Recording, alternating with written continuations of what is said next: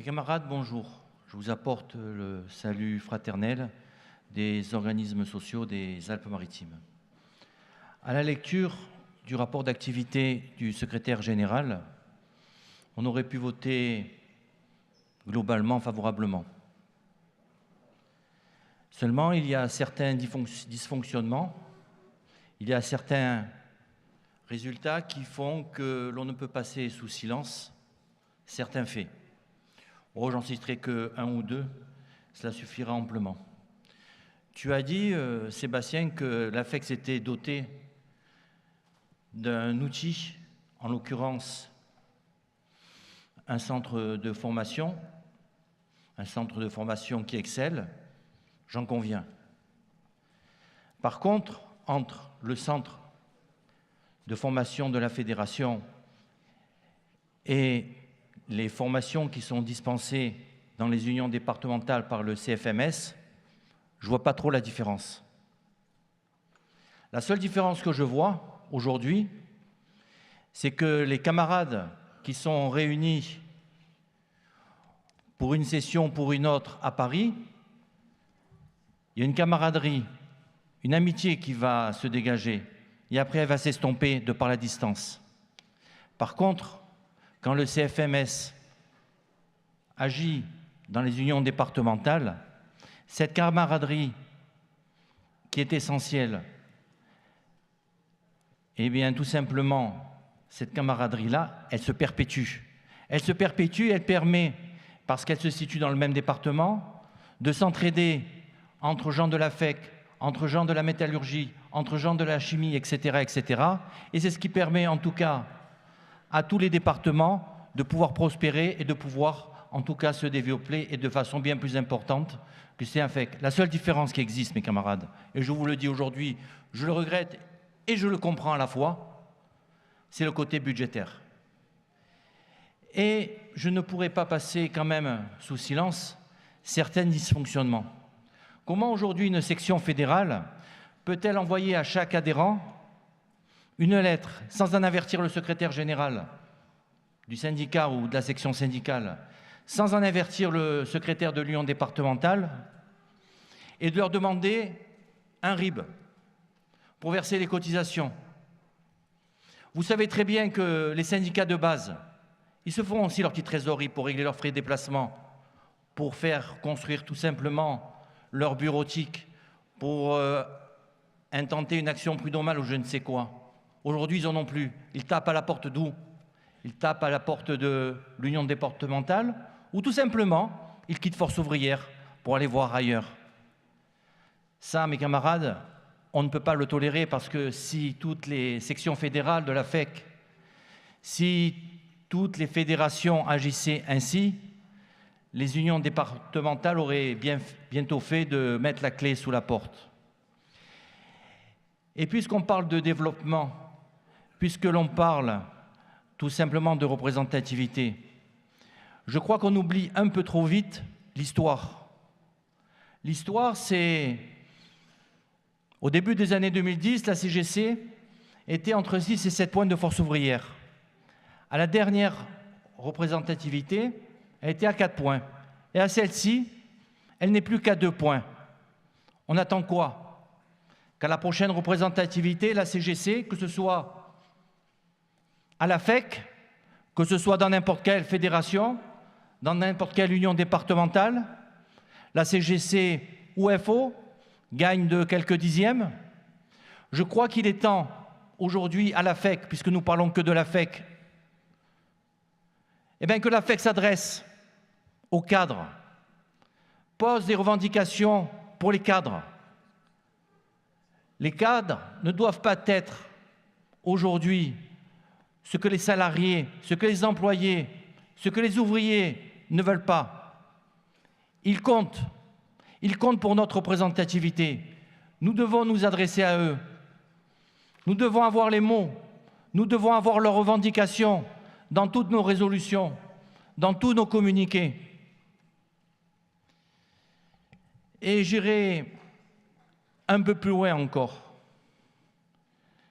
Je pense qu'il est temps que Sébastien mette un coup de pied dans la fourmilière, dans toutes les sections.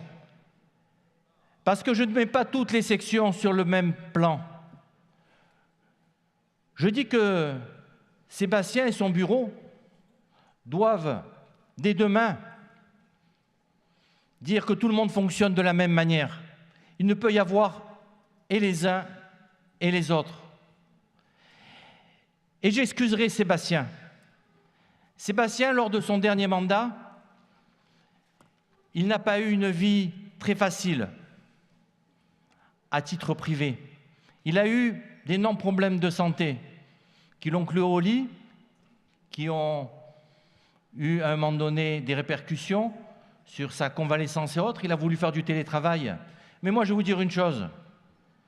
La nature, elle a horreur du vide. Et même si vous êtes en télétravail, votre place, il y en a certains qui prennent des initiatives à votre place. Et ça, je crois que c'est bon pour personne. Alors, Sébastien, je te dirai simplement, la plupart de tes secrétaires adjoints s'en vont. Ton numéro 2, ton trésorier général, s'en va. J'espère que ceux qui vont les remplacer seront à la hauteur de ceux qui vont partir. Tu le mérites, Sébastien. Et sache que, malgré ce que j'ai pu dire, c'est uniquement pour que la FEC puisse progresser et dans sa représentativité et dans ses succès électoraux.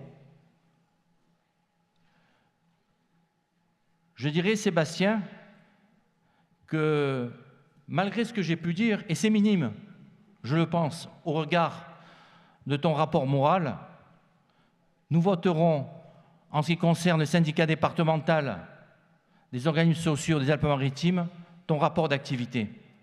Et je vais intervenir une deuxième fois, puisque j'ai demandé la permission à Serge Feugat.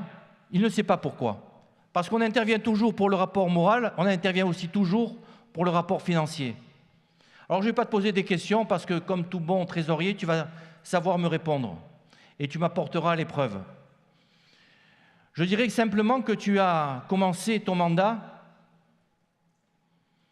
de façon un peu particulière, qui t'a amené dans une procédure judiciaire, qui a amené des conséquences financières, quand il s'agit de détournement dans une section fédérale, et j'en dirai pas plus, un détournement de plusieurs centaines de milliers d'euros.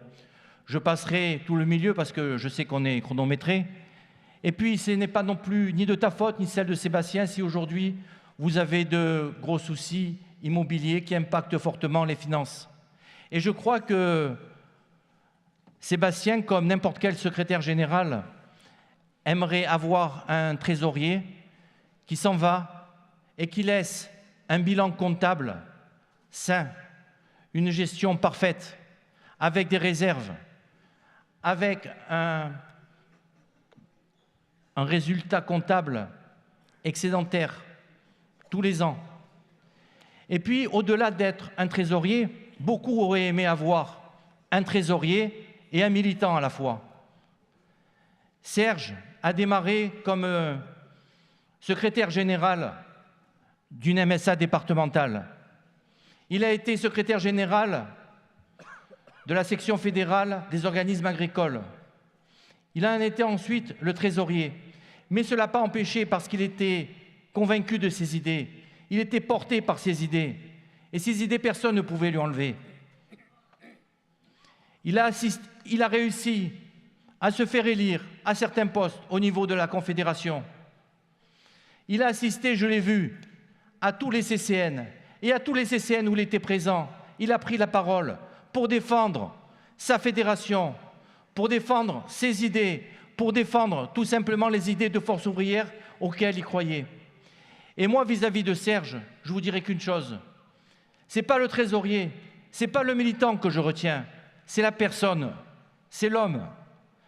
Je sais que tu vas causer un manque vis-à-vis de tous ceux que tu côtoies au jour le jour, à la section fédérale ou dans les sections fédérales, à la fédération.